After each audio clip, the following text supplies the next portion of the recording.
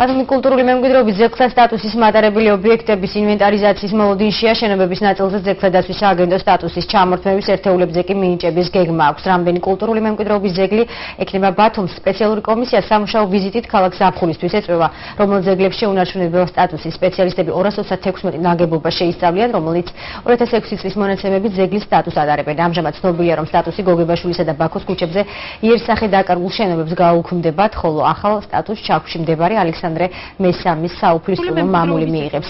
ასევე დაგეგმილია ფიჭვნარის ნაკრძალზე 1999 წელს დაკარგული სახელის აღდგენაც. სააგენტო უკვე ელოდება პეტრა ციხის მიერ დაქვემდებარებაში გადმოცემასაც. მოსალოდნელ ცვლილებებზე მაცეს აჭარის კულტურული მემკვიდრეობის დაცვის სააგენტოს ხელმძღვანელი ესაუბრა. დეტალებს მომდევნო გამოშვებაში დაელოდეთ.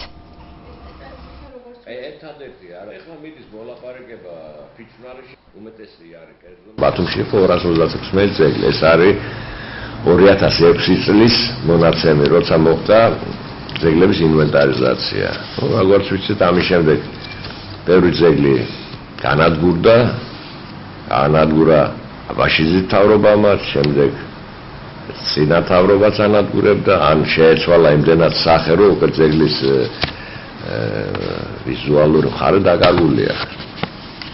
ახლა ვაპირებთ, რომ ამ უკვე მოლაპარაკება გვაქვს, რომ ამ ზაფხულში მოვიწვიოთ ხელოვნებაცოდნეები, არქიტექტორები და თავიდან ზოგს მიენიჭოს სტატუსი, ზოგს მოეხსნას.